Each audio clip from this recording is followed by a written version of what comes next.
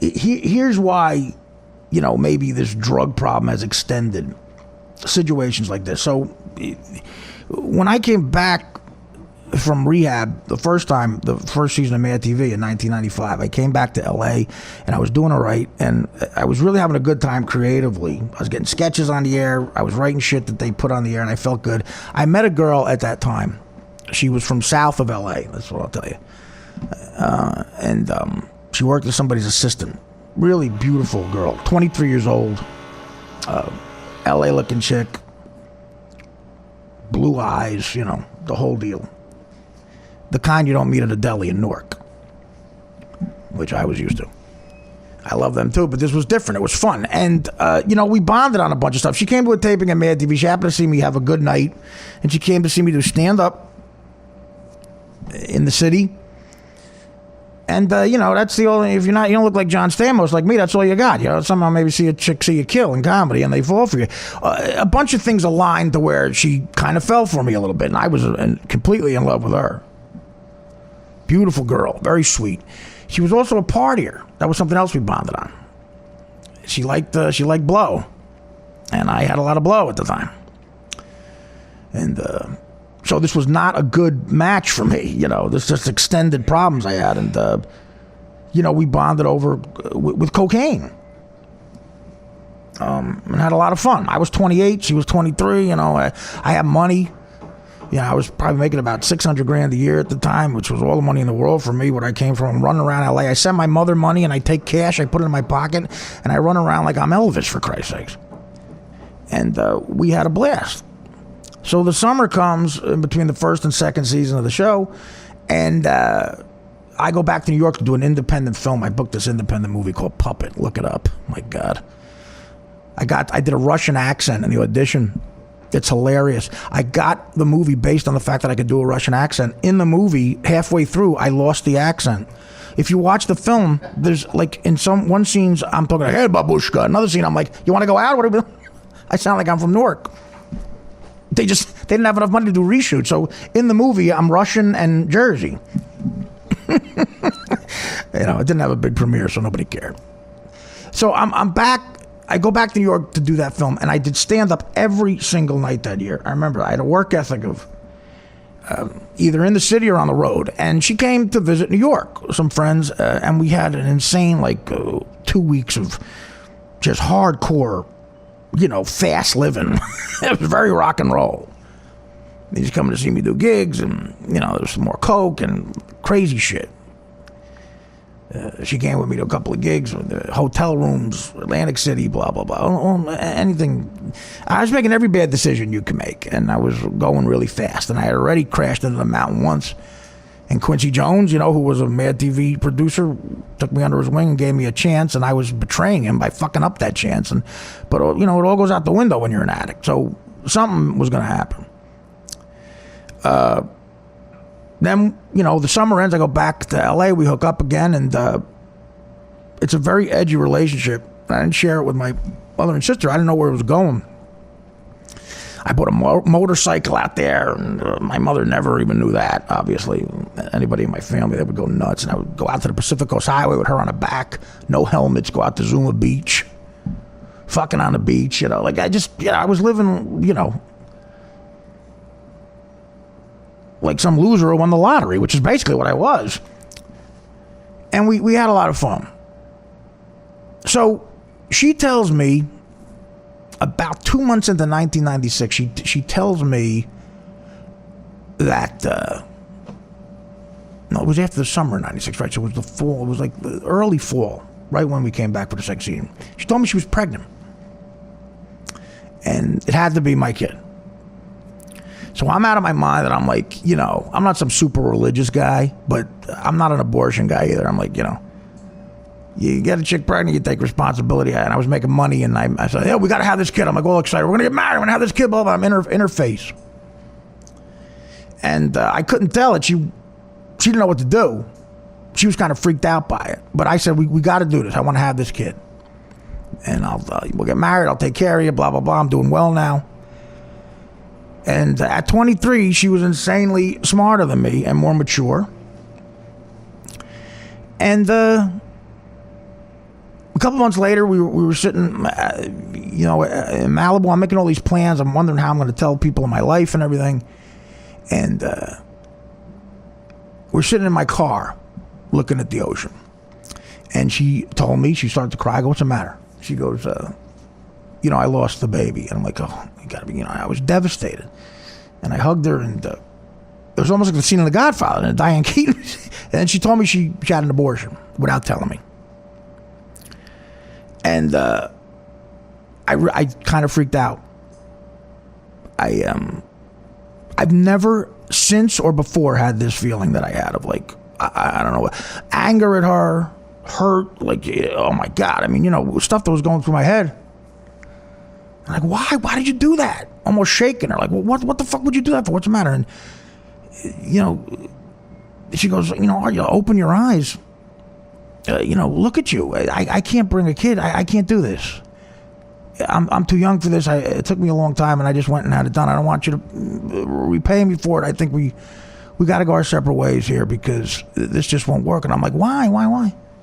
And she was the first person in my life to tell me this. People probably thought it before, but she was the first of many people that would probably have this reaction to me. She said, Art, she goes, I love you. You're a great person. I think you have a big heart. She said, you're so talented. She was very nice to me about that. She probably overrated me, but she was like, so funny, blah, blah, blah. She goes, I really think, you're going to do something. If you don't die first, you'll do something in this comedy world that you'll be remembered for. That's what she said to me. It's like the sweetest thing. Maybe trying to cushion the blow a little bit. She goes, you're going to go and you're going to do something really cool. You'll probably make money. You'll have success. Blah blah blah. She goes, but I really think you're always going to be crazy, and whatever pain and sadness you have is never going to go away, and that's always going to win and cause you to self-destruct in the end. She's 23, telling me this. I mean, my God, the perspective on life. And she goes, I can't be a part of that. And why would you want a kid to be a part of that? She goes, I can't do this anymore. She goes, you're crazy. You're nuts. And it's fun. It's a lot of fun, but it's not what life has to be. You have to settle down. And I don't see that ever happening, and we can't do this. Now, meanwhile, I had an 8 ball of cocaine in my pocket. I was drunk, and I'm telling her I'm asking her what the problem is. So it was really, really sad. And a month later, she moved back home. She lived, like I said, a few hours south of Los Angeles. And she had a very outdoorsy family. She had a brother who raced speedboats, like cigarette boats. I went to one of those. I did not fit in that world, man. Holy shit. I stood out. So, that day, I went back to that spot in the beach a couple of times since then, and in the months since then, and I just laid on the beach, getting fucked up, smoking a cigarette, and lying there, and crying and trying to figure shit the fuck out. It was a pain I never had experienced before, and look, like the shit with my father, I put that away. I just tucked that away, and I said, no one has to know about this. I gotta move the fuck on. I gotta move on. And that's what I did. Probably not the best of ideas. I never addressed it. And again, I'm not looking for anybody's sympathy or mercy, but I'm finally at a point where I can deal with this. Now, the end of the story is, about 2 years ago, she contacted me. We were doing the DirecTV show, so maybe it was 2.5 years ago. She contacts me through the internet, social media. And it took me a couple of days of thinking. I called her right back. And anyone who's familiar with AA knows there's a step where you make atonement.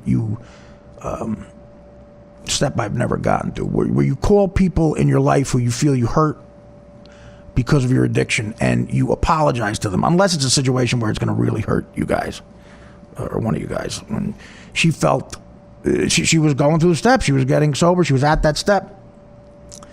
And I was on her list to call. And she called me, and she said, Art, I'm doing this, and I know you relate to it because you've tried, and I'm proud of you, and I followed your career, and I know you've done things you always dreamed of, and I'm happy for you. I know that issues both of us had, might have hurt you from all your dreams, but I'm happy you ended up all right. I really didn't think I'd be talking to you in 2013, whatever it was. And she said, I'm sorry for maybe adding to your addiction at the time and not seeing that, and for, the situation with the baby. And, it was very emotional, but I accepted it, and we shot the shit a little bit. At the time, I was in a very serious relationship, and she was married, and that was it. We said goodbye. I haven't talked to her since. I thought there was and I told Adrian that too. I shared that with her. And it brought up a lot of crazy shit. Again, I constantly think of that baby. He or she would be 18 now, 19. And and the guilt I have, in other words, I'm telling you this to make this point. Give Howard a break. He's not talking to me anymore. He cut me out of his life, but he's not the first one to have this reaction to me. She did it. In a lot of ways, the girlfriend I had before that did it, the one I robbed the bank with. I know that sentence sounds weird, but there's more to the story. I don't have time for it. Both major relationships I've had since the Stern Show did that. Dana and Adrian, my heart aches for my time with Adrian, and I miss her so much. But I'm not going to do her the injustice of trying to call her again, because she's done. She's done with all this bullshit. And I can't fucking blame her. It was a hurricane. I put her and Dana through 5-year-long hurricanes. Now, it was exciting. You're addicted to all that shit. That was when I had quite a bit of money, and, there's 5-star hotels, and every once in a while you luck onto a private jet or something. You get addicted to that, but they were all mature enough in the end to walk out the door. And, I'm left here. So they all did it. Are they wrong? I don't think so. So Howard's in that line of people. One day, hopefully, it'll stop, and I'll get over it. But, you talk about pain, and I'm not looking for any sympathy. I'm not making any excuses. But what really kills me is if that kid had lived and was 19 years old, and I lived a fraction, just a fucking fraction of the kind of life I led the last 19 years, that kid would probably be part of that long line of people that might not want to see me. And that fucking kills me when I think about that. That I probably would have been a shitty father, as this girl predicted, in a fucking, unbelievably Sigmund Freud visionary kind of way for a 23-year-old girl. The fact that, I would have been a shitty dad, and maybe that kid, seeing who I am, would be in that line of people that don't speak to me, kills me. But the fact that I can admit now that I think that's possible, that my own kid might not want to be with me because I know the kind of fucked up shit I put people through, it makes me give Howard a pass on some level and go, look, he might be making the right decision here. Not a mean one. Not from a hurtful place, just from one he thinks it'll help me and him not go crazy and survive. So, man, it's kind of rough saying all this. I'm telling you, I'm not trying to make it like I'm some big hero here, but I'm going to have a lot of conversations with people in my life that are going to hear this for the first time. But that's it. So that's a little glimpse into my situation that I've never dealt with. And that's on me. I never took therapy seriously. It's always just go, go, go, go, go. And